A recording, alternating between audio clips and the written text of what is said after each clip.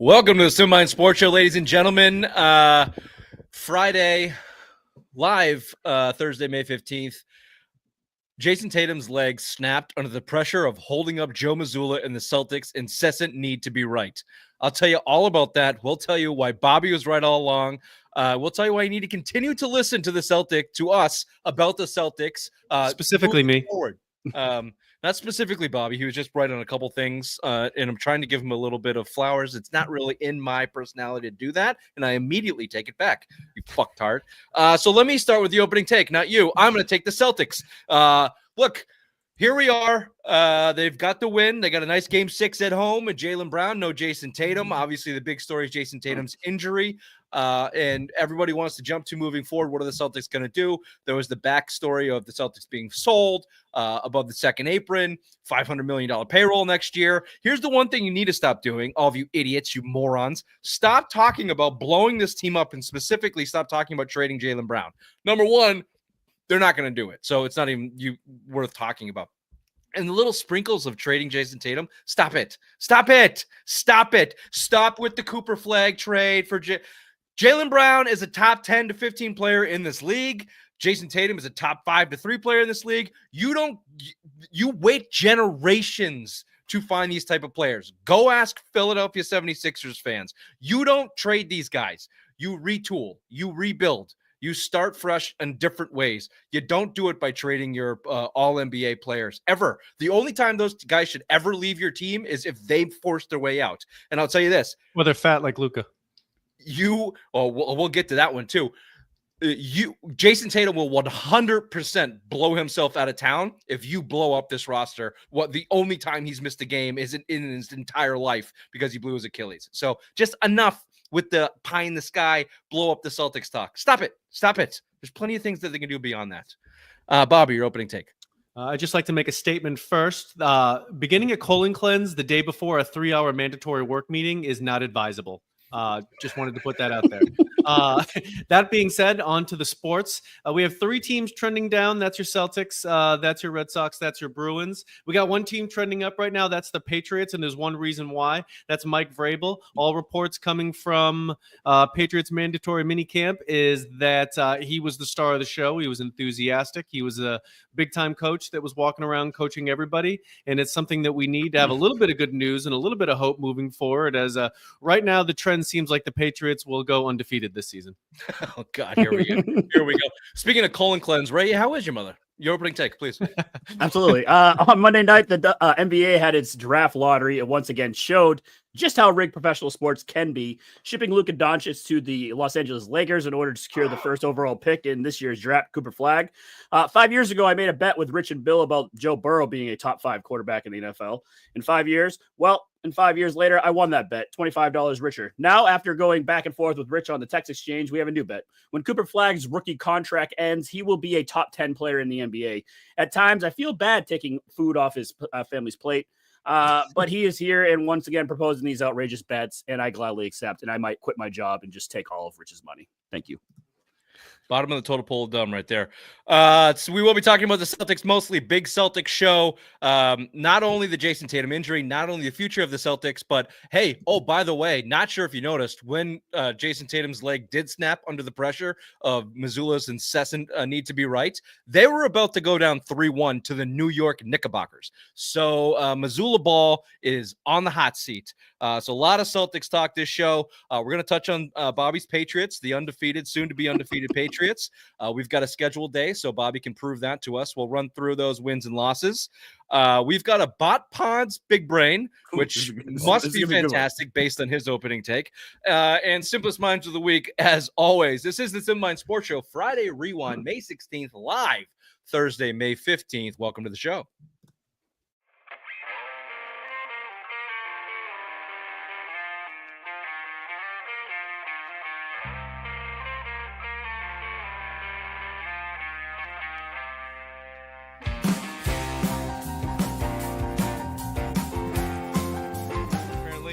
The Celtics are dumb front-running pussies.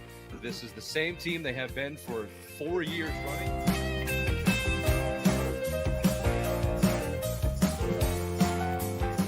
Well, my worst nightmare came true. Mazzulla and Mayo are friends. What the fuck? Apparently, they've known each other since Virginia. They have these docking sessions where they talk about ball and managing people. I'm on vacation. I'm gonna quay all these. I'm gonna fucking watch them this week. Do you say quay?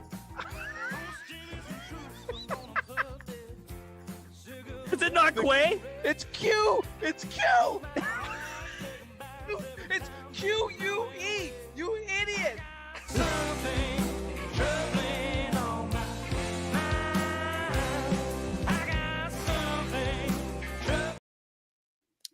It's nice to see 2 years into that intro video, always proven right. The Celtics are front-running pussies. Joe Mazzulla is a bum, and it's still called the Q, not the Quay. Although that trend is, speaking of trends, I think we're getting people on that one. Good. Drop it in the Quay. Drop it in the quay, baby. Speaking of dropping it in the Quay, if you're not on our newsletter, please get on it. Go to supermindsports.com, click newsletter, put in your email. We'll send you the latest pods, the latest blogs. Blogged my ass off this week, Raymond. Fucking just churning them out. This is a man. Bobby, how you doing? I did a bunch. He's got there is a blog released under his name. So if you're interested in that, again, go to the newsletter at supermindsports.com. It comes to you every Friday, free and easy. Click right in your email. Click. Run through all of them. No sweat. Also, go buy a t-shirt. They're very good. They're very funny. They're very comfy. Wherever you're listening, wherever you're watching, rate, subscribe, review, of course. I did notice something there in the break. Bobby, would you mind? First of all, new room. Absolutely. Thank you. And would you mind just standing up and taking us 2 steps backwards? No. Bobby has an unbelievable athletic tuck going on right now with his shirt and his fucking gym shorts. It is quintessential men's basketball league 40 plus. No, you have to stand by the wall. Stand by the wall. Look at that athletic tuck. Put me in, coach. Put me in. I mean, rock hard bod right there, Bobby. Good for you. But that athletic tuck is, that's nice. Yeah, that's nice. I'm ready for whatever. Yeah. Who the fuck tucks their shirt in at home? The athletic tuck at home. I double tuck almost at all times. Yeah, because he's got a wife beater on under there. Gray, I'm assuming. Black. Wow. I wouldn't have not had odds on that. Wow. No, thank you for that. The athletic tuck at home is fantastic.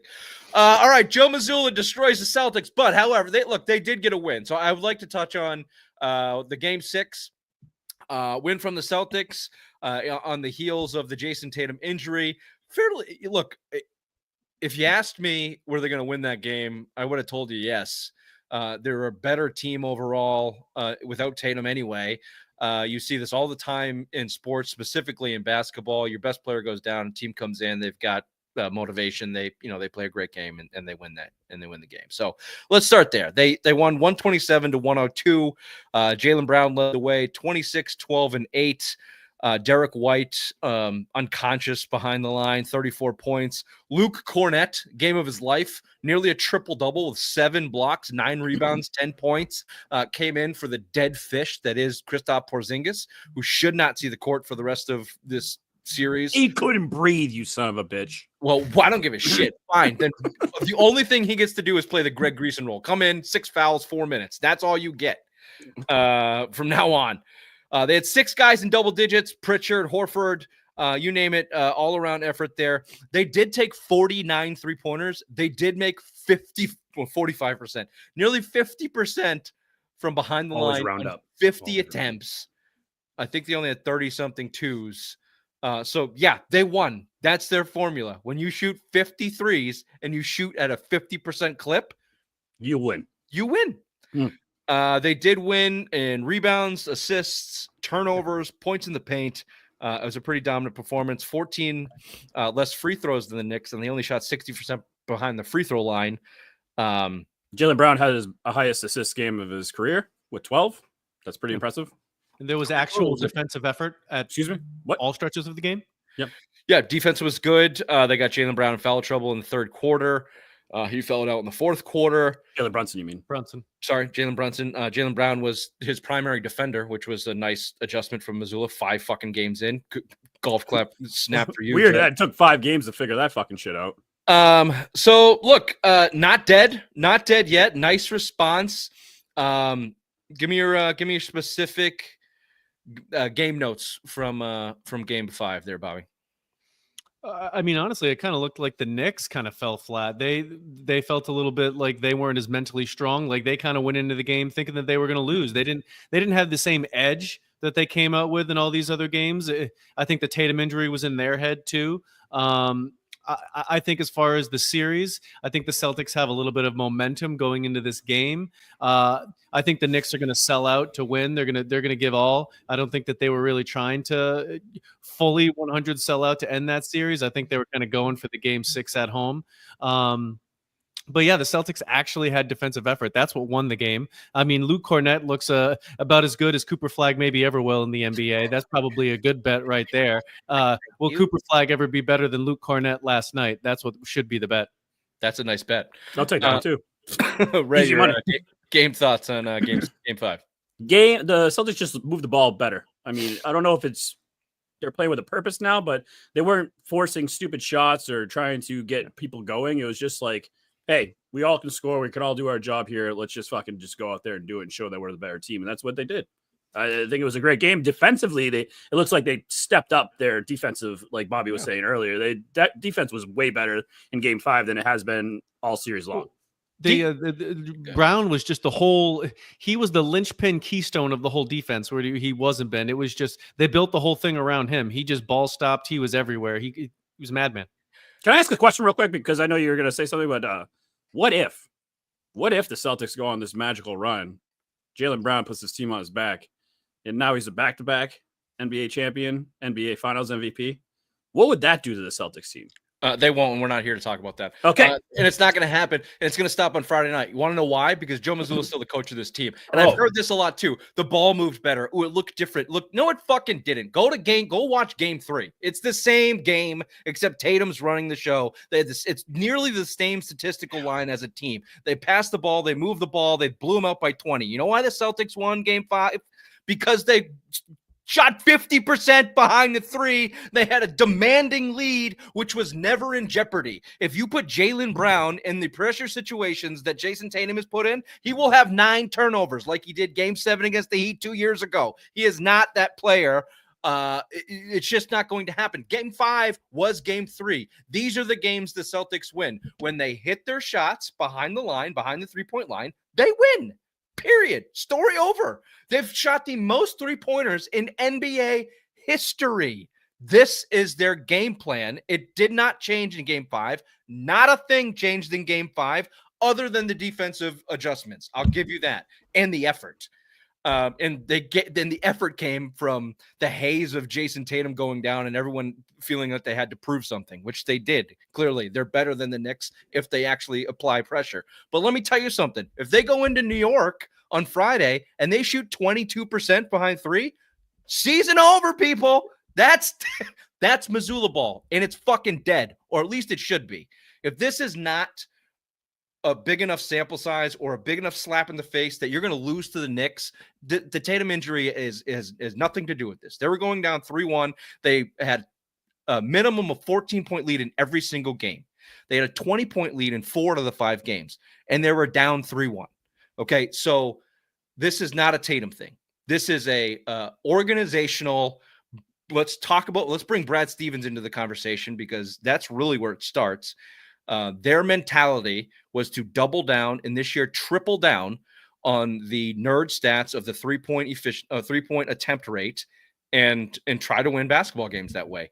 And just through attrition of playing that way, you lose an edge. You don't play as much defense. You're just firing away. You live and die by the 3. It's as old of a trope in basketball as you can find. And they tried to beat the odds that way. And it worked last year because, frankly, their competition was not as good, and they fell on their face this year. So we've got a whole segment about what's going to happen next. I want to kind of, Bobby, specifically your time to shine. You've been telling us since the guy got hired that Joe Mazzulla, and a lot of it is in jest because they did win a championship, so you had to eat a little bit of that last year. However, The themes were the same, though. The themes were the same. You just said it. They worked. yes, and Does the same crow, shit every and time. it's He's come a one-trick pony. you've come home to roost. Their philosophy and their mentality and his inability to be an in-game tactician, or even like his strength should be as motivational guy, or see when guys are fading. Like, I'll give you the floor in a second. I just want to give you a, for instance, in game 4, before Tatum went down, that game, they what was the stat? The last 5 possessions of the third quarter, they didn't pass the ball at all. It was just Tatum walked it up every single time. He dribbled till there was 7 seconds left on the shot clock, and then took a fadeaway shitty ass shot. But it is credit that game he was hitting them. So okay, but you also can't win basketball games that way. Let's talk to Kobe Bryant about that. It's a coach's. Sorry, R.I.P. It's the coach's job in that point to pull your best player aside and go, look, we need to switch things up here. Here's what I want to do moving forward.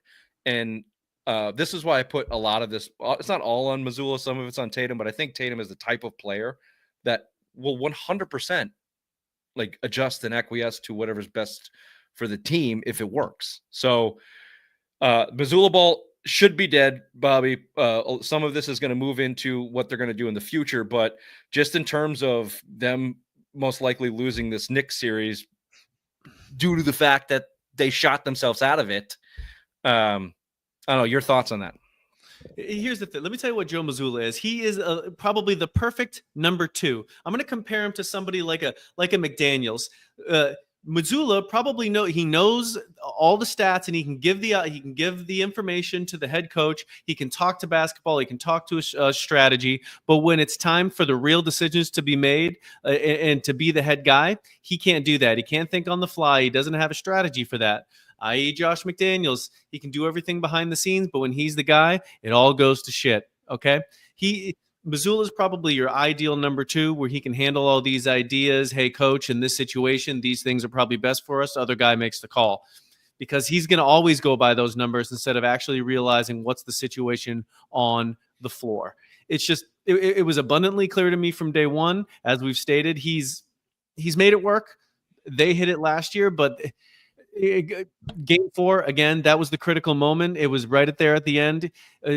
Tatum, they missed 8 shots in a row. He's walking up. They're doing the same thing over and over again. And then each time the Knicks go down, they get a 2. They get a 2. They're jacking threes, missing them. Like, it's basketball. At some point, you got to play to win. You don't play to do the same philosophy. Hence why my half-joking Jason Tatum's leg snapped under the pressure of Joe Mazzulla's incessant need to be right.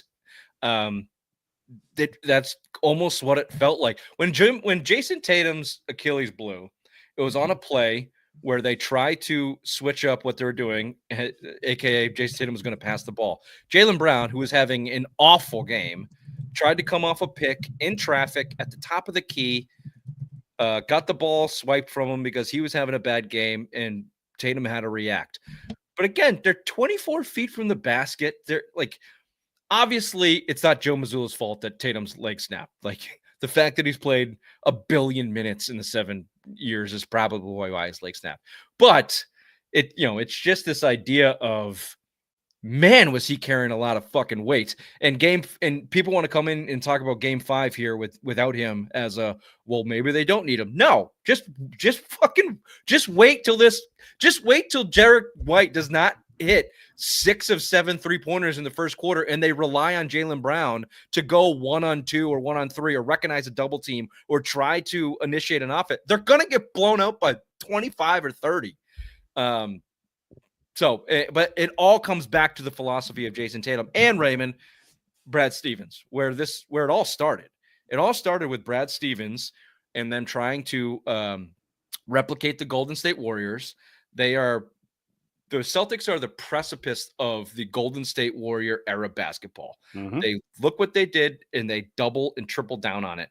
And in my opinion, you've reached the peak of that. And you have to now adjust. You have to come back to the mean. Do you think Brad Stevens has it in him to do that. And he's in a great position to do it now. Like the Tatum injury may be a blessing in disguise in that regard. We'll get to that. But do you think Stevens and Mazzulla have it in them to change? No, absolutely not. I mean, look, when we said that Stevens was walking away to become the new GM or president of basketball operations, we're like, oh shit, this is going to be a breath of fresh air. Ime came in, kind of changed a little bit. And then when he started fucking all the front office husbands' wives, then lo and behold, Joe Mazzulla comes in. I think it was just one wife. Well, allegedly. And then Joe Mazzulla comes in, and it's the same philosophy as Brad Stevens. He's his little minion, and that's what he wants. I think if you got rid of Joe Mazzulla, the next guy that comes in, it's going to be the same thing. They want this stretch basketball where they're shooting threes. Everybody on the court can shoot threes except for Luke Cornett, but that's what they want on this team, and that's what this team does. Like, just want to everyone can shoot threes, and it's annoying. We'll get there. I do want to get back to this when we talk about the future of the Celtics, but Luke Cornett was known as a shooter before he came to the Celtics, by the way, on the Bulls and the Knicks. For some reason, he doesn't shoot him anymore on the Celtics for a team that wants everybody to shoot threes, to your point. I disagree with you from Brad Stevens. I don't think Joe Mazzulla can do it. I think he's just what they do with him is the tell. If they keep him, they ain't changing. If they get rid of him, they're changing because he can't change. Well, not next year. Nothing's happening next year on that front. So let's see how that unfolds. So I do want to get to that. I want to talk about the Tatum injury, and I want to talk about the future of the Celtics. Let's just take a breather before we do that. Let's do some headlines with the obvious one.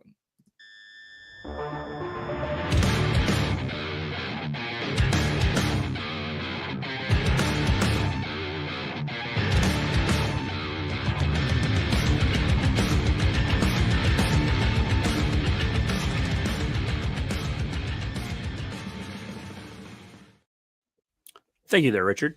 This is Dr. Big Mac, your favorite dumbass, with the metabolism of a rock and a brain the size of a meatball. Let's get into the Boston shit show this week.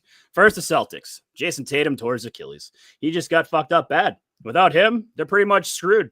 Down 3-2 versus the Knicks, kind of like me trying to run for the good stall after eating a family-sized bucket of fried drumsticks.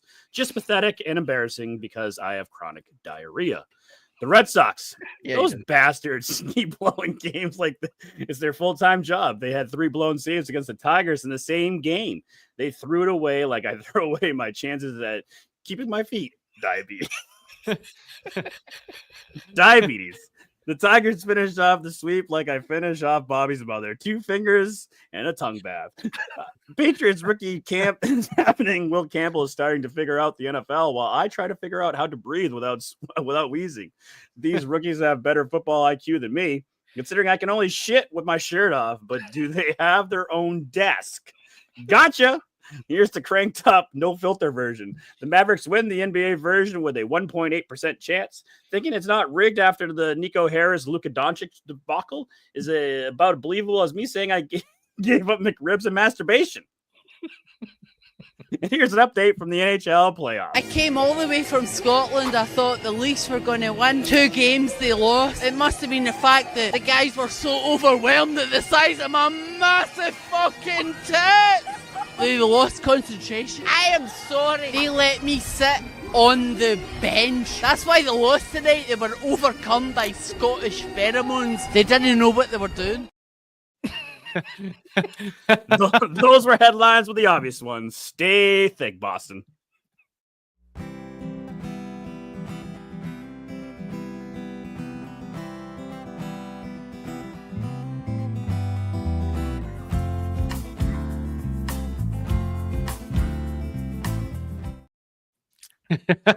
A Scottish Leafs fan was something else. Those massive tits. You know, she's pulled that joke like a million times around people, and that's what makes it funny. Yeah. No, she knows what she's got going on. Yeah, exactly. Good luck with the feet, Ray. Next. Tatum's injury. So I've been flirting around it here. Just to dive into it, he's just 27. He turned 27 in March, so he's still young. The timetable, traditionally, conventional wisdom is 9 to 12 months. Although I heard today a rumor that there's a different surgery for this now, that the doctor that performed it, it's a bridge they do. I'm not a doctor. I call myself a doctor, but it's a faster timetable. I'm sure there is. I'm sure we got a real Stephon Diggs miracle on our hands right now, and Jason Tatum will be back by fucking Christmas. I'm sure, where did you hear that? Celtics. I live and die, bleed green for the Celtics.com. Doctor, MD. It was on 98.5, but no big deal. I mean, look, I would. Jason Tatum's dad said that he'll be back in 8 to 9 months. I would lean towards Tatum being back on the earlier side than the later side due to his age and also the fact that he is in incredible shape. He is incredibly motivated and dedicated to his craft and peak physical ability, and I think will take it extremely seriously. So I would lean on the earlier side in that. Like, I don't think we're going to go the entire season next year and not see Jason Tatum, but I think that's a March date at the earliest. Especially why would you even bother on the playoff whatever? Yeah. Well, we'll get to that. Why would they bother? What is your concern level, Bobby, on Jason Tatum's ability to get? Let's ask the question of Jason Tatum's ability to get back to his current playing level at any point, really. He's not going to be there next March, but 2027, call it. My concern level is low that he won't be able to recover and be Jason Tatum again. Durant blew his Achilles out not too long ago. I believe he was older. He came back in the similar timetable and looked the same. He was older. He didn't have the same quite burst and play that he did. But I think Tatum will be fine. He's in his physical peak right now. And like you say, he takes it very, very seriously. So I don't think that he'll come back and be damaged goods. Should he have played less games? Let me give you these numbers. 2017 to 2025.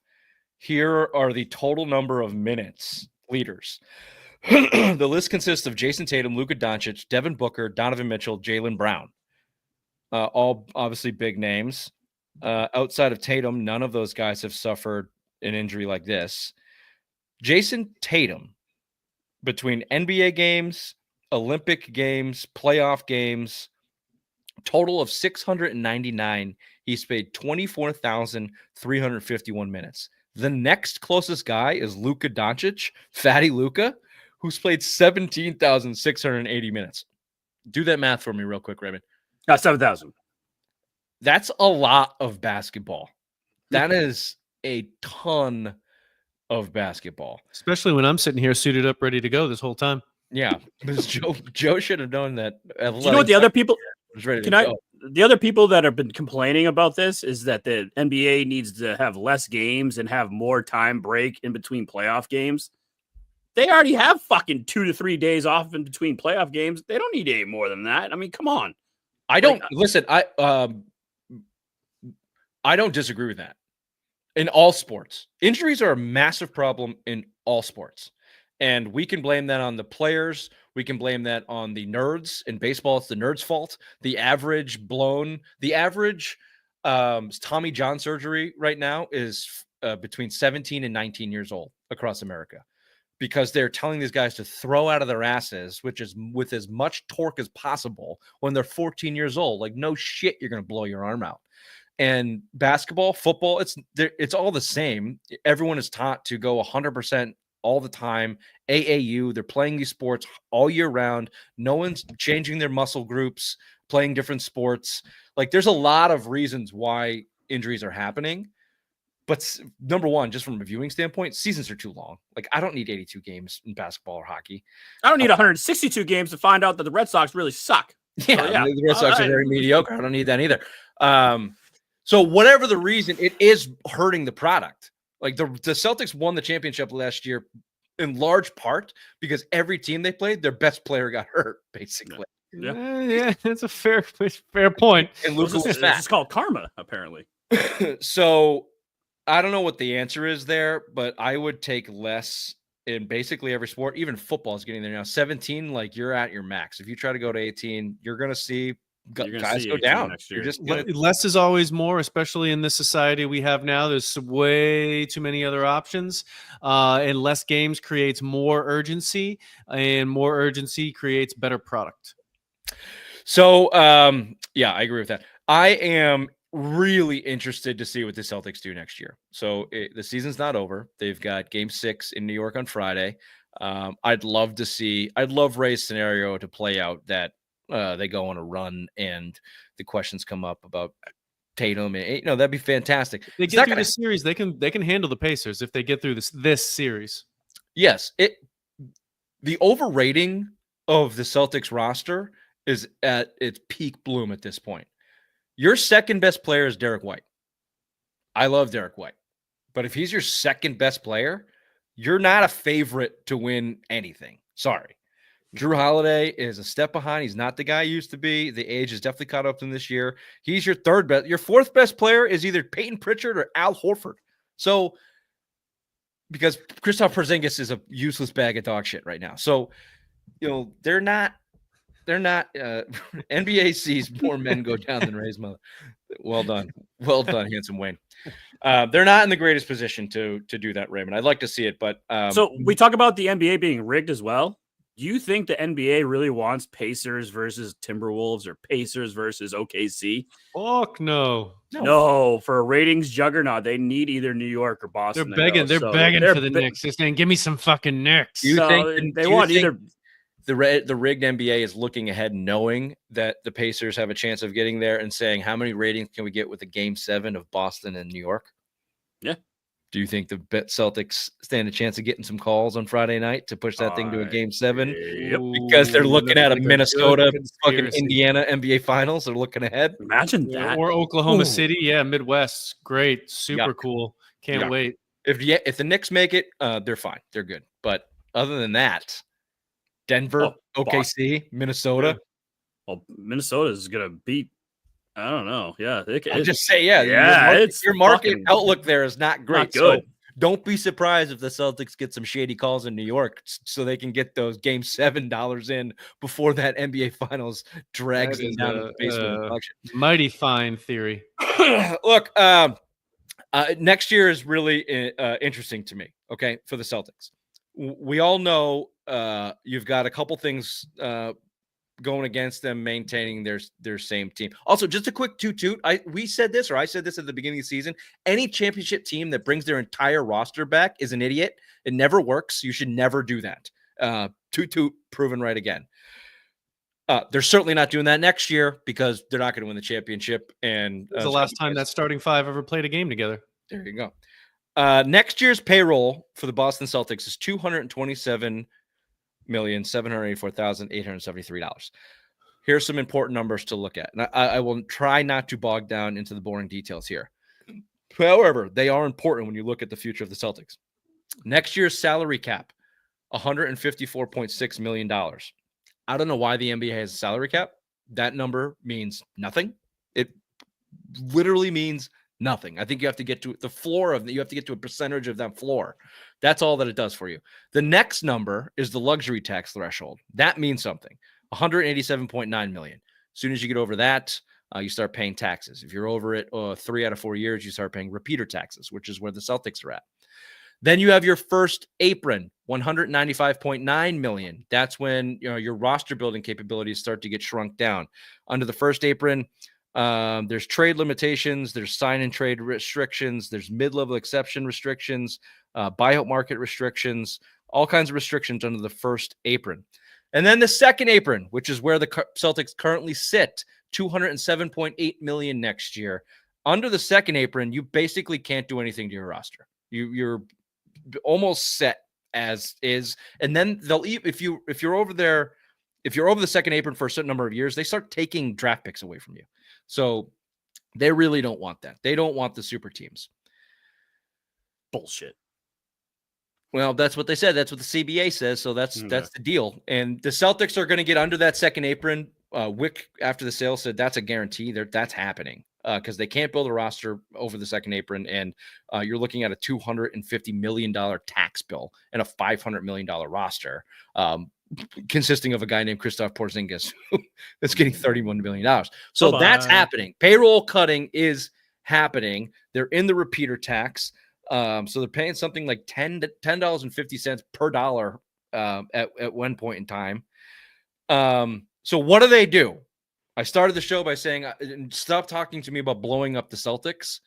We've talked about this before on this show. You don't have to do much to get under that second apron, and they can do 2, 3 fairly easy, simple moves, and that'll put them at $154 million. You trade Kristaps Porzingis, who's an expiring contract. You trade Drew Holiday, who still has some value for a championship contending team, and you trade Sam Hauser, who has value in the NBA as a really, really good three-point shooter.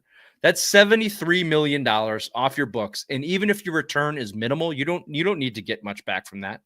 Basically anything. You might have to give up some picks to get rid of a couple of those guys. You're now at $154 million. You're at the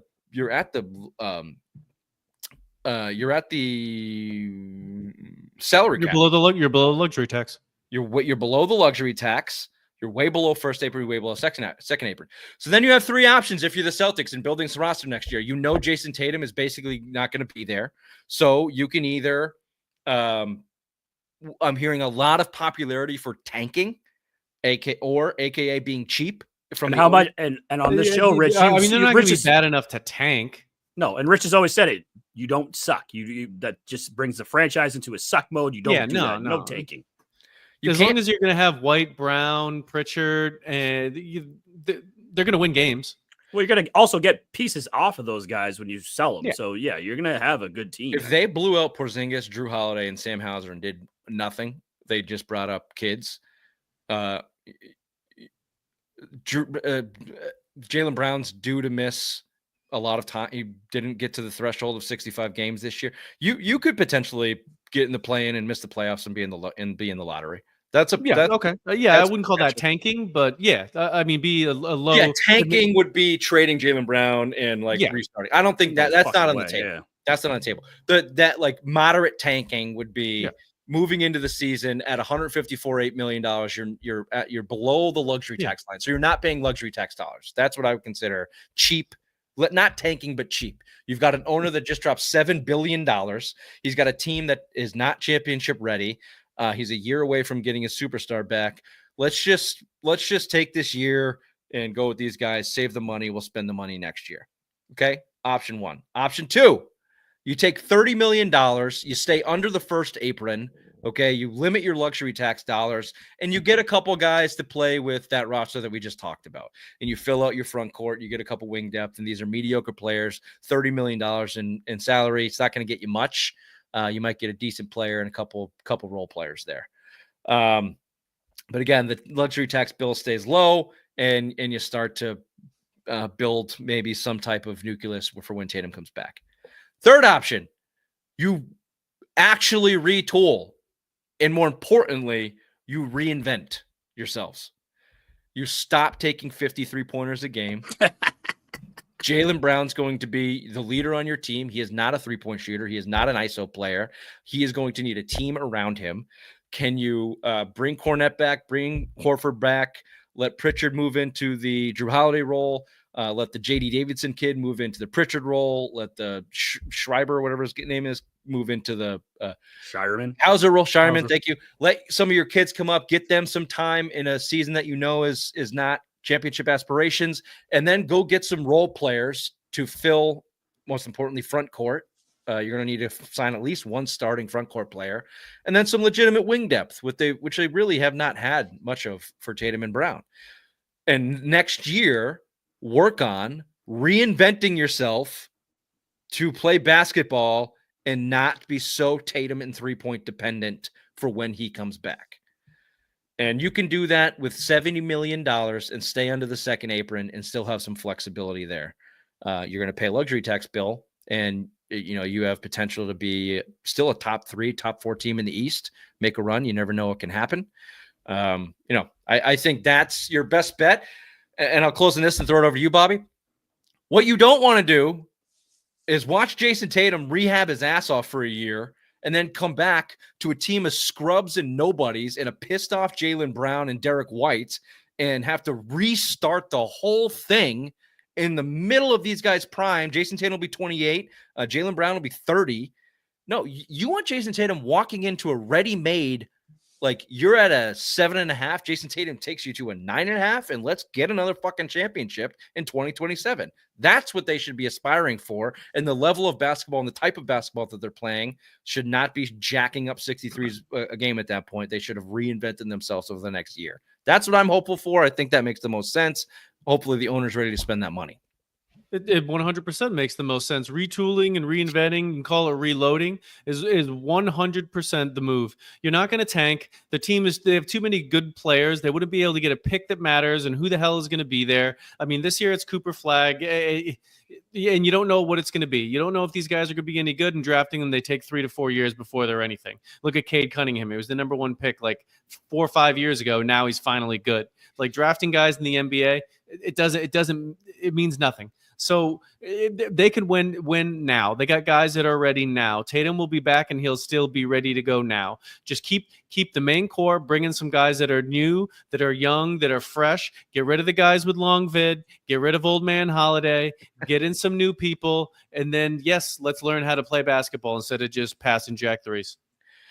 Yeah, the trading for even Cooper Flag, right? Like, even if Cooper Flag does become a top 10 player in the NBA, to Bobby's point, that's 4 years, 5 years from now. Jason Tatum will be 32 years old. Jaylen Brown will be 34, and they're not going to wait for that guy. They're not going to wait for those draft picks to come back. Jason Tatum will be ready to win a championship next March. He should be, if everything goes according to plan, back at the level he is now in 2027, October of 2027, with the ass ready to prove that he's going to kick some fucking ass. And guess what? Everybody in America used to hate this guy. Everybody's going to be rooting for this guy. He's going to have the wind at his sails. Like, you cannot drop the ball here. And your biggest hurdle is new ownership, not wanting to spend the money, and your philosophy getting in the way of that. Brad Stevens and Joe Mazzulla not allowing themselves to reinvent, even with Tatum off the floor for a majority of next year. Thoughts, Raymond? Final thoughts.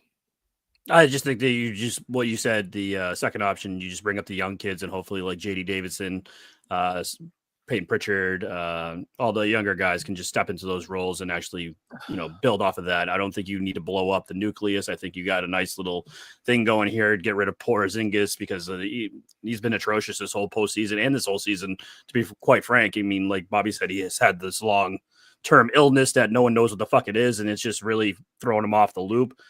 Even in the playoffs, when you need him the most, he just can't breathe. So, yeah, I think you just build with what you got, maybe add a piece or two, and what? Can't breathe.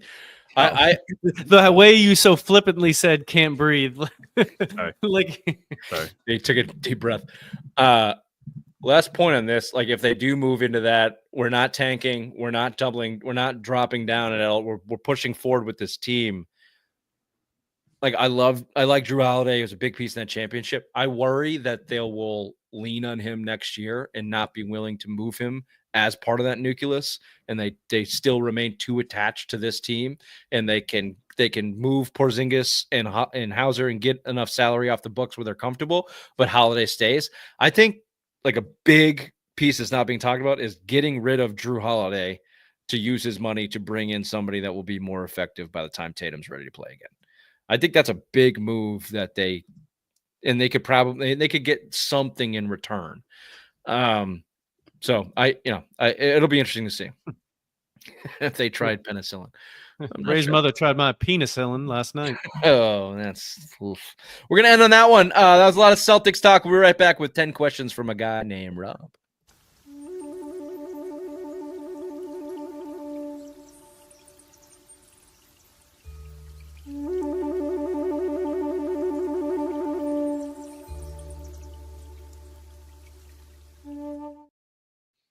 I feel like Ray lost a lot of steam in that last segment, and he just kicked himself out. No, I'm here. He's trying to do too many things at once. You can see when the multitasking kicks on in his brain, and by multi, I mean two when things. That meatball starts turning over. The meatball starts splitting in half. No, I have these videos load up. See, it's the words are not even, multitasking. the matrix is failing. All right, Bobby. Well, let's do some questions here. Ray, don't feel like you have to answer if they're okay. Just go away. No, I'm good. No, so I had all the videos loaded up for all the segments and shit, and then like on the other StreamYard, it was out, so I had to reconnect in, and I heard myself talk, and I sounded like a retard. Oh, So I was awesome. like, No, "Oh that's shit, great. yeah, No, great, tell me more $20." stuff Yep, that everybody doesn't give a shit about. Okay, go. Bobby, please. News story surfacing that Jordan will be commenting on NBA basketball. How much money could NBC possibly be paying this man to get him to do this? Lots of money. I mean, it's very Brady-esque for Michael Jordan to go into the booth. I don't like it. It just seems like there's only one thing he could do is get up there and talk about how shitty everybody is and how he would fucking destroy them and how much I assume he hates the NBA now. The one quote I did see, and I don't even know if it was real, Ray, is he said LeBron better retire soon because he's not going to like what I have to say. Never mind. I want to hear. I would rather have it be like HBO or like a streaming service do it, so he can swear and just call like people pussies and stuff. Like that's what I'd like to hear. Have you listened, like you watched the doc though? He's not a great he's not engaging. But he can talk shit. That's what I mean. If you have him come on and just like fuck, I'm Michael yeah. Jordan, everyone else sucks segment, like cool, yeah, that'll be cool for like 2 or 3 times, and then he'll just come off like an asshole, like he is. He's an asshole. Or the Manning broadcast, or the Manning the thing they do for Monday Night Football. I'd watch that with Jordan and yes, like bring some special that guests would be in good. with him and Just talk. have him commentate on an NBA basketball game, like in a box like that. That'd be good. How much? I'd watch that. The question of how much money? It almost feels like it was Jordan's idea. Like, did NBC go approach Michael Jordan? Like, he just sold his basketball team. He's got nothing going on. He was probably like, he probably put it through his channels. Yeah. I'm interested in doing the commenting thing. I got things to say. Yeah. So I don't know how much money, but I don't see like that angle. Yeah. Steve Kerr said if the Warriors had Steph Curry, they would have had a title shot. Is Steve just being a little sourpuss? Yep. Yeah, no one's stock of likability has dropped as much as Steve Kerr, other than maybe Giannis in the NBA circles. Giannis, for sure, yeah. Steve Kerr, several years. People are sick of Steve Kerr. Yeah. Agreed. Speaking of Giannis, should he leave the Bucks? He will leave the Bucks. He's going to go to either the Lakers or Golden State. Speaking of the Curry, because that's the only way they can go back and win an NBA title. They need another superstar. He should and he will. He should leave that place. It's a disaster. They brought in Doc Rivers, and he's cunt. This is the Milwaukee Bucks is exactly what I'm talking about. The Celtics, if they go the route of being cheap or not continuing to strive for championships from a roster building standpoint, the Celtics will be the Bucks with Tatum in 3 or 4 years, and he will force his way out of town. So I don't know. I've grown to not like Giannis. When he doubled down and stayed in Milwaukee, I thought that was awesome. And then 1 year later, after being a champion, he was like, basically, fuck this place. So yeah, I like to see them go to LA and Luka and him fail over and over and over again. That's what I'd like to see. I'd like that as well. How long until CeeDee Lamb and George Pickens kill each other? Week 1. Yeah, very soon, very early. Week 1 against the Eagles. I'm picturing a Javaris Crittenton, Gilbert Arenas situation. Ooh, did you watch that documentary on Netflix? No.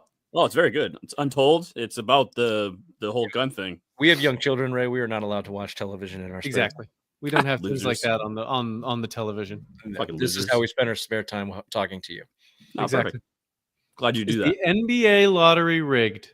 This one's really gonna get you going. Check this out. Someone on Twitter posted this and it's gonna blow your mind. For reference, this post was made over a month ago before the Mavs won the draft lottery. League sources say NBA officials began nudging conversations between Dallas and LA as early as February 2024. But he goes on to say, here's the kicker. According to 2 insiders close to the Mavericks front office, Dallas didn't make that trade blindly. In private convos, the NBA allegedly assured them they'd be taken care of. Even the biggest conspiracy theorists in NBA history knew the fix was in this year. But wait, that's not it. It gets even crazier. We know how important LA and specifically the Lakers are to the success and ratings of the NBA. Well, peep this. Going all the way back to 2011, every time a franchise-changing star was traded to LA, the very next season, the team that traded the star was rewarded the #1 pick in the draft. And on top of that, all 3 of those drafts had a player that was a generational can't-miss prospect. Is that merely a coincidence, or is something else going on here? Now listen, I'm not really into conspiracies, but when you look at the NBA ratings this year pre-Luka trade and post-Luka trade, the numbers are insane. Do I think this is true? I don't. But it certainly is a wild coincidence. It's wow, coincidence. Yeah, that was a good setup there, especially that was a nice list of facts. Yeah, I don't know if they're facts. I didn't fact check it at all. I don't know who that guy is. You're welcome for the content and the exposure. It's 100% true. The Lakers have been doing this since Wilt Chamberlain, Kareem Abdul-Jabbar. Go down the list of stars, Shaq, The Chris Paul thing. Go down the list of all. He just gave you 3 examples of guys traded and the team getting the number 1 pick. Everybody that saw that Luka Doncic trade, the return, the Saturday night dealings, like, of fucking course the fix is in. In 1.8% chance, the Mavs were in the play-in. Like, of course the fix is in. It's just blatantly throwing in your face at this point. My question is, do you care? I know. I mean, if this guy's going to be good, I'd rather have him be at a team like Dallas than like a complete nobody like a Pelicans or something like that, I guess. And I mean, Dallas absolutely needs their white superstar. They have to have him. Yeah. So they got him. Raymond? Yeah, it's the fixes in. I mean, I just hate how it's always about LA. LA is getting. I don't give a shit. Of course, fixes. Do you care? No. Okay, I care, but the problem is all sports are fixed. That's a problem, right? We are text chain on our show today. Pete Rose, they lifted the lifetime ban literally because he was dead. So I get it. Literally, the lifetime ban is over. The lifetime ban wasn't lifted; it just ended because he's dead. It just ended, which I thought was gross and cowardly by the MLB, and I got all kinds of problems with the MLB. But the problem with Pete Rose is he took the integrity of the game, and if you don't believe in sports being on the level, then you're just watching wrestling, and except for here we fucking go. And nobody wants to watch wrestling as a wrestling is for fucking nerds. You have half a brain. It's for fucking losers. So, the NFL, like this is why it's so popular. Talk about the fixes and the refs, and the NBA is rigged, and they go for the ratings because Tim Donaghy went to jail because it was happening. BC, we interviewed, what was his name, Ray? The 70s guy that was on Netflix. Yeah, he was. The BC, he was on Goodfellas. Yeah. You can't, like, you want to do steroids, you want to do HGH, you want to do anything in the name of competition to better up yourself in competition. I'm for it. I don't give a shit. Like you're fucking up the game a little bit, but you're trying to be better than the guy next to you. That's the point. When you intentionally undercut the integrity of the game and we can't trust it anymore, it's over. It's not sports. It's not what you're there to watch and be entertained by.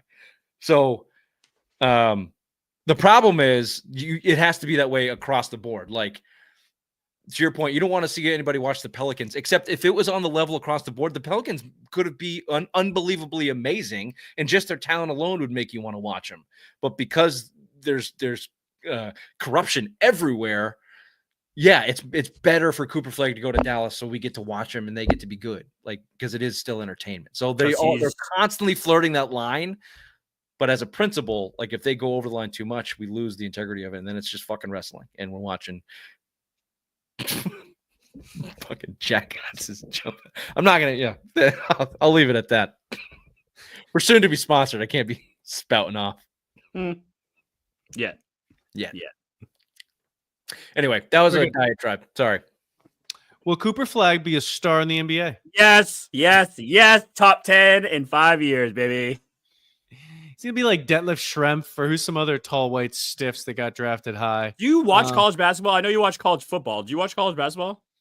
I watch enough. I watch occasional things. I'll watch the some in the the tournament there. He's okay. Yeah, he's good. The tournament there. Yeah, it's called March Madness. You fucking dope. Yeah, he's great. He's great. He's not great. Duke he averaged like 17 points in college on Duke. He's the best player. No shit, because he had 4 other players that are just as good as him that he can throw the ball to. So yeah, that's why. This is called the Semi-Sports Show. Very sensitive about his Cooper Flagg. Very sensitive because he's white and from Maine. That's why Ray's all up in arms about it. It's a great fucking white hope with his goddamn tool belt and his fucking hammer hanging out because he's from Maine. His stats at Duke, like, statistically, he's averaged he's like the 100th best player statistically. So that's what everyone. But the worst argument is, do you watch college basketball? That college basketball and what they do in college does not translate to the NBA at all, basically ever. I gave you the numbers in the text chain. I went all the way down to the 80s. You've got about a 15% chance of hitting on a guy at number 1 overall who is going to live up those expectations, and that's being generous. That's giving like Blake Griffin a guy that lived up to his expectation, and probably not, right? If Cooper Flag is Blake Griffin, are the Mavericks happy about that? No. Probably not, right? So it's more like 7% chance that you land even like the best thing you have going for you, Ray, is the last 5 years. I don't know who the kid Atlanta drafted last year, but the 4 before that were Anthony Edwards, like Wembanyama, from Detroit, and Cade Cunningham, and Pablo Banchero. All of them are great. None of them are top 10 yet. Maybe Anthony Edwards because he gets hyped up. I mean, big old dick. His dick's bigger than yours. Yeah. So no, odds are he will not be a star. That's what the odds say. So I'm going to go with the odds. Thoughts on NFL schedule release day? I just like it. I enjoy it. I get excited because you get to plan your trip that you go to every year. I already booked my trip to Tampa, so yeah, I'm excited. I don't. Good for them. NFL is king of marketing. They'd be better if they put it like at the end. If they could wait till after the NBA Finals, like in the dead of nothing for baseball season, get real pub. But they own sports, so they get the headline that day. Yeah, anything that just essentially boils down to teams posting cheesy social media videos, I'm not for. So, yeah, whatever. Just give me the schedule. Yep. You shouldn't watch your mom's OnlyFans page then.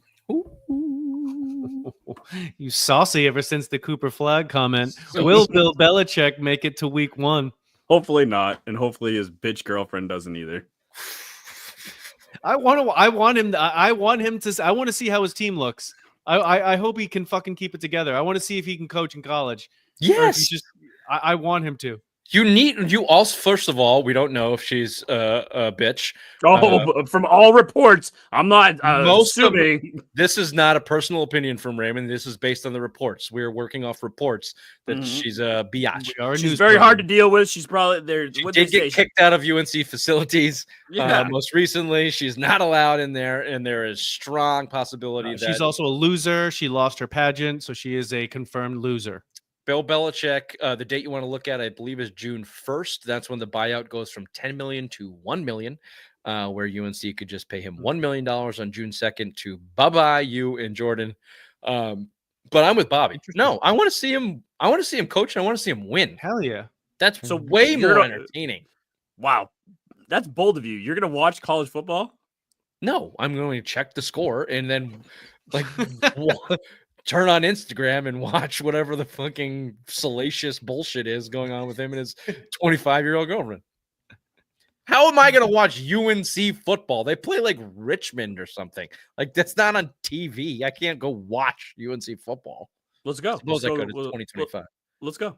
Ooh, if they're playing in Richmond, we should go to the Richmond game. Only if Belichick is coach. Still there. Okay. Very good. Flossing or mouthwash? What's more important? Flossing. Mouthwash to get that taste of your mother out of my mouth. What about the pubes? There you go. Set it up. You can't get pubes out without a nice. So salty ever since shaves. the Cooper Flag. She He still takes shaves Cooper Flag digs so personally. Seriously, Jesus, get over it. Is Draymond good for the NBA? I threw this one in there. I traded whatever. We didn't talk about because it happened this week. I guess it didn't happen last week. He was caught mouthing the spread 5.5. I don't know what to think about that. But then the last game, he's also fined $50,000 for questioning the integrity of the rest of the NBA. He is nearly at $1 million in fines throughout his career. It's $998,000,000. Is he good for the NBA? I don't know the answer to that. I'm sick of him. Like if he went away, I'd be okay with it. Agreed.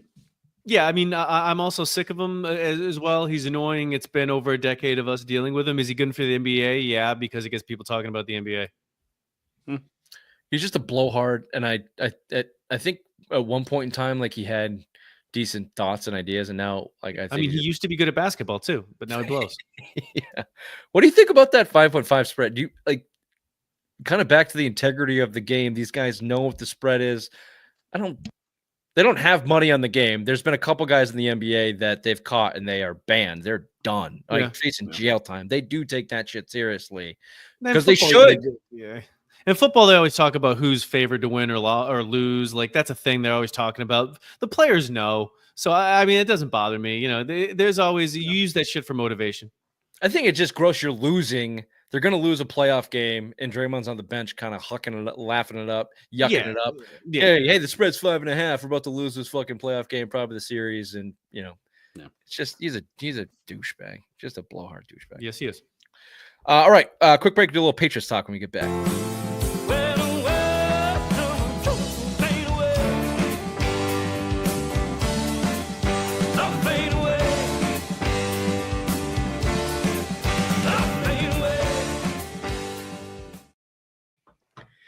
All right, we had a rookie camp, mini camp, scheduled day. We'll hit on the kind of the key things here. Mike Vrabel, I think as Bobby mentioned, making an immediate impression, especially on your big free agent signing, Milton Williams.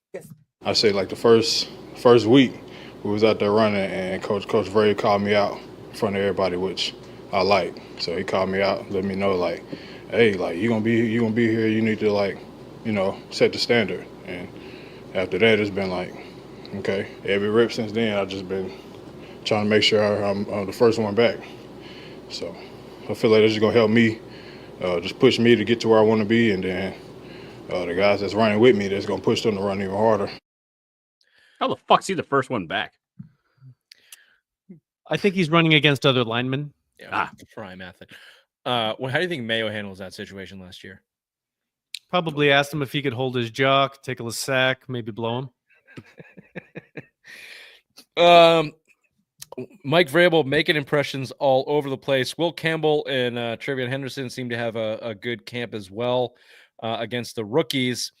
Speaking of impressions made, Will Campbell, He's impressed about New England. Good old Southern boy was impressed by Foxborough for a reason no one would have guessed. Has anything surprised you up here since you've gotten up here? I know. About Foxborough? Yeah, or just New England in general. Yeah, I'm surprised there's trees.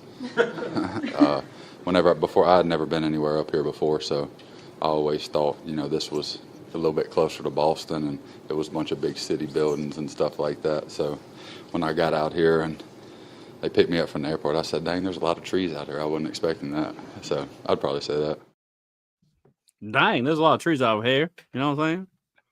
I know we've shat on that pick and been real hard on the drafting of the Patriots. I am real close. On you. I'm real close to just being 100% a Will Campbell guy. Like it was always there in the back of my head, and I've wanted them to build from the inside out from the beginning. The short arms things got in my head a little bit. Maybe every time this guy talks, I go, "Fuck yeah!" Like I like this kid. I like this kid. He just seems like when he gets out there, it'll just turn off in his head, and the only thing he'll try and do is kill somebody. Can you imagine him and Drake May just like talking to each other one-on-one? It's nothing but football, and then like maybe bird hunting or whatever. Like, oh yeah, or like video games. Or I don't think it's just farms and fucking guns. It's just slow, like good eye contact. God damn, man, you saw that in cut from the outside, didn't you? Well, I was thinking about that, and then I saw you check down on that, and that was one hell of a play. Well, I've never seen nothing like that before. God damn, Drac, I knew. And meanwhile, that's during the huddle of a gameplay, and then the play delay of game. Yeah. Kendrick Bourne's in the back, like, "Hey, motherfuckers, you think I should like run inside or outside of this time?" Get out of here, Kendrick. Other than that, fairly mediocre camp so far. I'll give you a couple names here. With 3 tryout players. Mekhi Butler is a guard from Arkansas State. Virginia Tech defensive tackle Wilfred Penne. Former Titan player, defensive tackle Isaiah Aiton. They got contracts, so they're on the team. Good for them. A lot of hubbub over this wide receiver, Efton Chisholm. Potentially the next Cooper Kupp. Not just because he's white, because he came from the same college.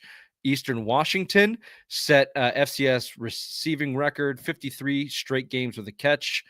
Finished his career with 346 catches, 3,852 yards, and 37 touchdowns. The Patriots, here's the headline of this. The Patriots outbid 13 other teams to bring this kid into camp. Something like $230,000 for an undrafted rookie, which is a good amount of money for that type of player. Yeah. You know why they did it, right? No, why? Because their number one wide receiver for week 1 right now is still Demario Douglas, which I have been screaming from rooftops for a fucking year. So let's go get Efton Chisholm from FCC Eastern Washington. Here's the savior. We even though he's so fucking great that we needed to draft a fucking long snapper and a bunch of other tards in the 7th round, but then we'll go get this guy later. God, look. I didn't put this in there because I knew it was going to be a long show talking about the Celtics. Tune in next week. Let me break down the Patriots depth chart for you. Tell you how fucking awesome that is. Spoiler alert, it's not. It's not. Big question marks. Big red flags on that Patriots depth chart. Starts with wide receiver, which we have been talking about for a long time. Start with wide receiver. But without further ado, let's talk Patriots schedules. Before we do that, let me just throw a little bit more salt on the wound. Here's more numbers for you, okay? If NFL fans, this is fucking crazy. This is insane. Welcome to the streaming wars. If NFL fans were looking to watch all regular season games in 2025, as if you were, let's dial this back 10 years ago, 20 years ago, 10, whatever. If you're watching on TV, you turn on CBS, you've got a 1:00 game. You flip over to Fox. There's the other game. Then 4:25 hits. You can flip back and forth between the two games. You got Sunday Night Football. You've got Monday Night Football. And then they even give us that shitty product on Thursday Night Football.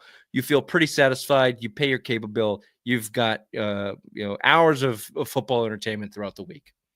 Well, now, what you will need to do to watch these games is one of or all of the following.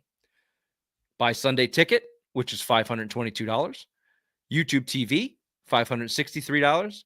Peacock, $14 a month. Netflix, $23 a month. Amazon Prime, $90 a month. ESPN Plus, $104. Taxes and fees included, $197 for a grand total of $1,500 to watch the NFL product this season of 2025. On top of whatever else you're bringing in from a streaming services or TV or whatever else. I guess some of that's included. $1,500. The season's 6 months. Yeah. I do it. I pay for the ticket, the YouTube TV.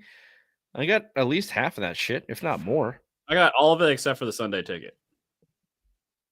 Well, I'm out of market, so it's the only way for me to do it. I didn't do it for a number of years, and then I started doing the math, and every bar I went to and spent $100 on chicken wings and beer yelling at the TV. Oh, you did buy ribs? No, I have given up on McRibs, not the other thing. All right, so there you go. For $1,500, here's what your New England Patriots schedule looks like, and here is the can we get so there it is. Take a look at it. I'll call them out, and then I want to get wins and losses in the ledger there, Raymond. Yep. And this is... We did well last year. We averaged 4 wins. We said it. Toot, toot, motherfuckers. Like, listen, if you want to know what this is going to happen, listen to us. We said it. We're good. They did it. Yep. And so this is the unofficial, official win-loss record for the Patriots. Here's just a couple more tidbits here. Notes. Last year was the only team in the NFL, the Patriots were not favored in any games. The entire season, they were not favored ever, ever. And somehow they won 4 of them. So maybe we're not giving Gerard Mayo enough credit. This year, they're favored in 11 games, and their over/under is 8.5. So if you'd like to, we'll see if take we can that get into over consideration as we move through our win losses here. Yep. Okay, Raymond, call them out. Week 1 versus the Raiders at home. Give me a win. Please give me the home and the away, and if we are primetime or not. Oh, okay. Okay, we're home versus the Raiders. Home, and it is 1 p.m. 1 o'clock. Yep. I'm gonna go win here, but I don't think it's a slam dunk like everybody else. You got Pete Carroll and Geno Smith. This is not Aiden O'Connell and Antonio Pierce. So I'll give you the win, but I'm taking the win. Okay. So wins across the board. Week 2 at the Dolphins, 1 p.m. I'm going to go loss. Loss. I will believe a September win in Miami when I see it. Yep. Everyone's going to go loss on that one. Uh-huh. Loss here. Week 3 against the Steelers, 1 p.m. at home. I'm going to go win. Win. I'm taking loss here. I think they're splitting Raiders and Steelers. Really? So they might lose Raiders, might lose the Steelers. I don't know. I'll take the Steelers on the loss, but you guys win. So I think Mason Rudolph's gonna fucking fuck shit up over there against the. I think Drake May has a tendency to throw game-losing fucking interceptions, and the Steelers have been in the playoffs for the last 25 years straight. So who are you to have the audacity to say that the Patriots are going to just blow doors against the Pittsburgh Steelers after 4 fucking wins? Okay. No. Week 4 against the Carolina Panthers at home, 1 p.m. game. Win. I go loss. Wow. Wow. All right. As long as we get to 2 and 2. I can't have them going like I'm looking at the schedule now, and I'm like, I'm gonna have them like 14 and 3 here. I talked Bobby into the Panthers' loss with my Steelers rhetoric. That's what just happened right there. Certainly did. I just can't have them coming out 3 and 1. They're not. That's not gonna happen. No, they should be 2 and 2 by the time they get to the Bills. Week 5, prime time, Sunday Night Football at Buffalo. Gonna take a loss. Close game, but a loss. Yeah, loss. Week 6 at the Saints, 1 p.m. Oh no, sorry, 4:25. Win. They're gonna get to 3 and 3. And Raymond, maybe second guess where you're gonna go. No, I already been there. Okay. Sorry. Fuck me. Yeah, fuck you. Week 7 at Tennessee, 1 p.m. game. 2 in a row. Win. Week 8 at home against the Browns, 1 p.m. Win. I have a win. Oh, no. Week 9 versus the Falcons, 1 p.m. game. Win. Loss. All comes crumbling down. I'm going win. Penix is about to shove his Penix into the eye of the Foxborough faithful. All right. Week 10 at Tampa, 1 p.m. game. Loss. Yep. Sorry, Ray.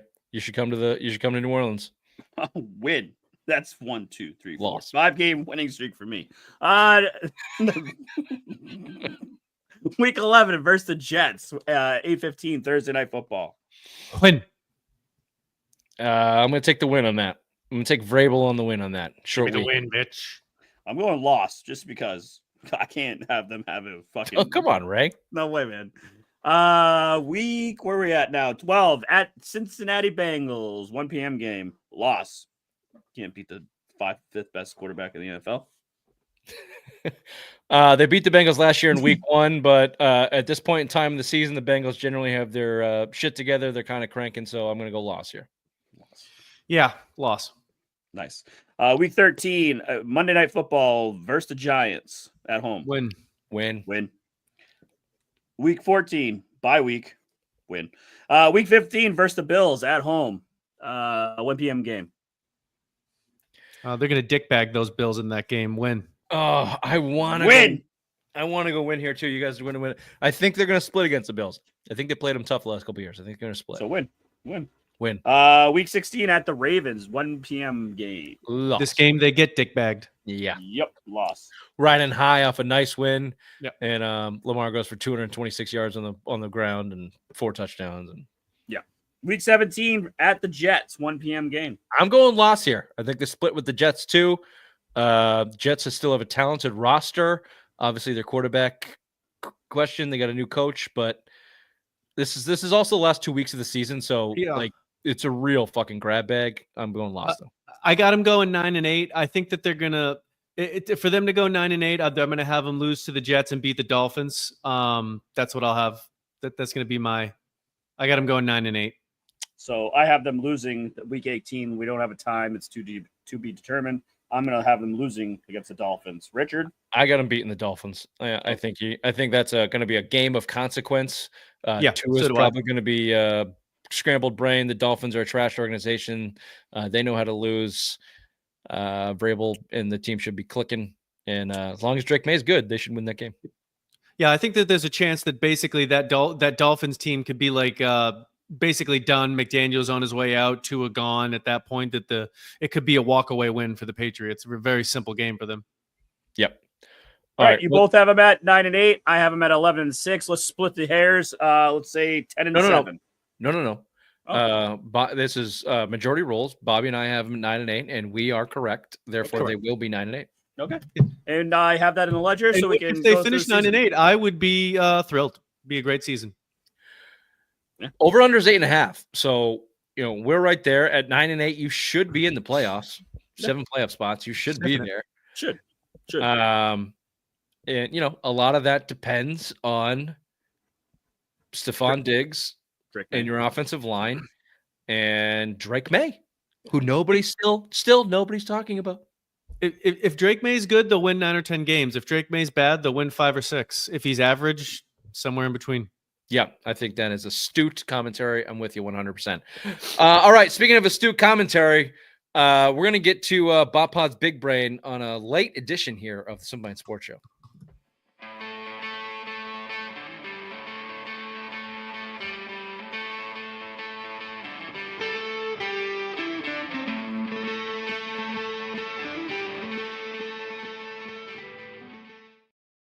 Crane.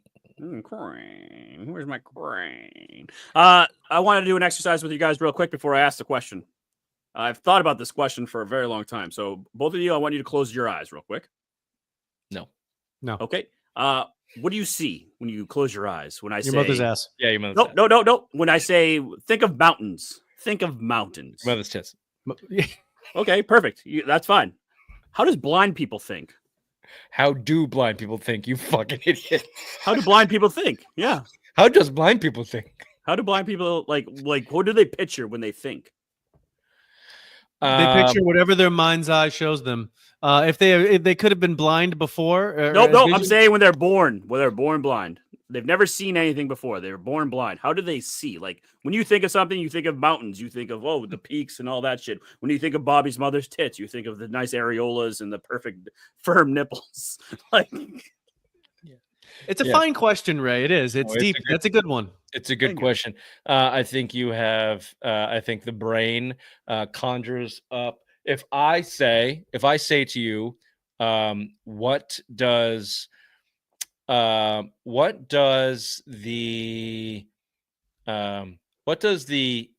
sorry, give me 2 seconds. What does the Anticulus Arolabala look like? What? Just close your eyes. Tell me what it looks like. Here, hold on. I'll make that. I know what you're trying to do, Richard. We're trying to tell him something that he's never seen before. So, Raymond, close your eyes. What does a healthy meal look like? Okay. What does a full-size erection look like, Raymond? Close your eyes. I don't see it. So there you go. I think we've solved that riddle. And no, but I'm just saying, okay, obviously, it's a fine question. But when you think, okay, so now my other question is when deaf people think, if you've never heard sound before, I talk to myself, but if you can't talk to yourself and you can't sign to yourself in your head, how do they think? It's a fine question. Yeah, no, they have their own interpretation of it. I think this is maybe they could go by what people describe it to them. If they've spoken to other people, they can get a physical description, and then in their head they try and conjure up what that physical description is. But again, it's maybe as a thought experiment, something we've never seen, we could have described to us, and then try and think of it. Yeah, but that's still context. Right. If you have zero experience with sight or hearing, it's from zero. So like a child, growing up a child, you're thinking of yeah, but even children, when they start drawing, it's all draw me a picture of your mommy or daddy. When they have the skills, they draw a stick figure or whatever. It's all context of what they've seen before. So it is a very interesting, thought-provoking question, Raymond. We were not going to come up with an answer better than we have. Of course not. Before. No. I think Bobby and I nailed it, asking you to think of a healthy meal or a fully erect penis, and you can think of that as we move forward. I think it's a great segment for what we've thrown on the table before. We'd like to do some interviews labeled "Turn Us," so maybe we get some. I don't want to be blind here. Oh, okay, yeah. Yeah, but what if their description of being blind is so fucking awesome? Stab my eyes out with needles right now. I want to be blind. These guys are living the life. We don't know. True. It's true. All right. It could be like everything I see is exactly what I want all the time. Would you trade your life for Ray Charles? Would you rather be Ray Charles or you? Me. Idiot. That's a racist thing. So that's not a blind thing. We're gonna have to get back to that. I'll also have to beep it. We'll be right back with Simplest Minds of the Week. Oh, back to school to prove to Dad that I'm not a fool. I will say, I don't know if you can tell by looking at me, I do have family members with Down syndrome. It almost got me. I dodged it, but it nicked me. Bit of a day walker myself. Are you stupid or something? I'm as stupid as stupid does. You were gonna say you would not be dead. You didn't want to be dead because Ray Charles says passed on, and so you'd rather be living. Yeah. That you took that literally, which yeah. Again, my fault. That's all right. Would you rather be Stevie Wonder or you? There's rumors that he can see. Even better. Yeah. So yeah, I'll be Stevie. And he was on the Cosby Show. No New Year's Day.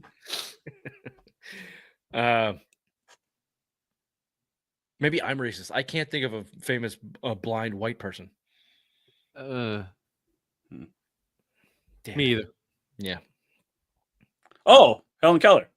No one wants to be Helen Keller. Old. That's a bad example. That's a tough life. Okay. See, speaking of Simplest Minds, there's three of them. You're looking at three of them. You're listening to three of them right now. But these guys might top us. We've got a couple of them here. Pretty good ones this week. Let's start with look, here's what we want to do. Let's start with a bang. Let's start with a bang here, Raymond. I think it's important this day and age, especially when we're talking about your food intake, as Bobby put, Ray struggles with healthy meals. What you want to do is support local, eat local. And this woman right here, this is what she's all about. There's nothing like stroking your own girthy cock. Hi, I'm Darvis Langfield from Langfield Premium Cocks. We've got the premiest, girthiest champion cocks in town. Whether you're looking to stroke, pet, take, or eat a cock, we've got you covered. Looking for a premium girthy cock to take home? Look no further. I've got the cock that you need. So come on down to Langfield and take my cock. Langfield's Premium Cocks. Nothing like a good old-fashioned play on words. I wanted to Photoshop that woman's face with Bobby's mom's face. So fucking bad. Didn't have the time. Langfield's Cocks is where you need to go for any fresh chicken. If you want to stroke a cock, eat a cock. Get on That's down. That's good old-fashioned ingenuity right there. Yeah. You like it. Speaking of ingenuity, we talked about this lady last week too, by the way. This is a different lady. No, it's the same lady. It is? It's the same lady. Oh, okay. But now we have the video though. It's even either better. way. Here's the video of the Road Rager. Nice. Can you tell us what happened? The lady chased me. She chased me and I asked her that's what's happening. Pennsylvania woman arrested for launching explosive diarrhea on road.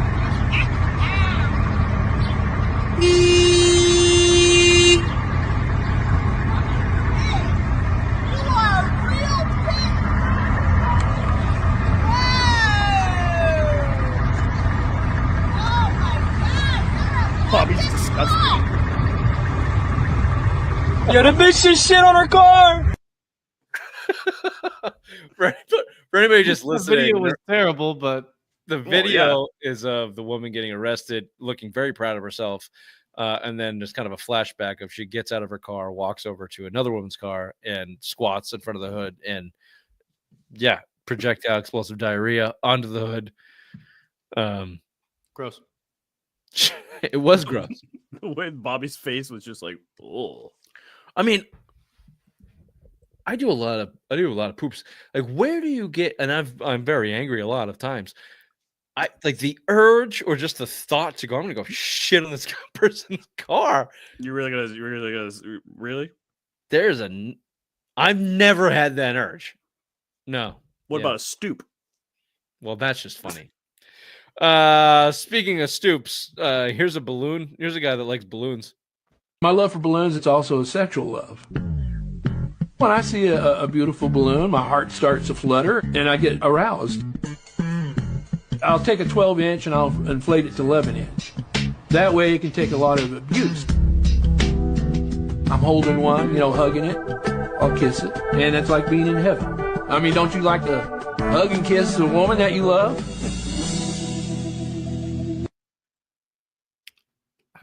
That's awesome. Good for him. That means he can do it whenever he wants.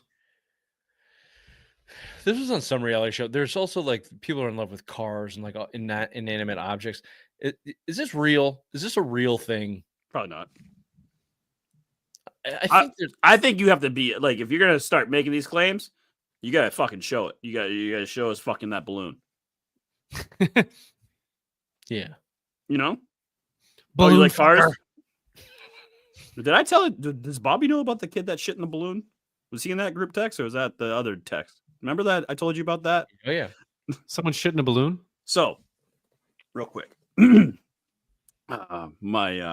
can't tell names, but I was at a party and the father of this child told us that he's divorced. When his son was sleeping at the ex-wife's house, he was scared to get out of bed.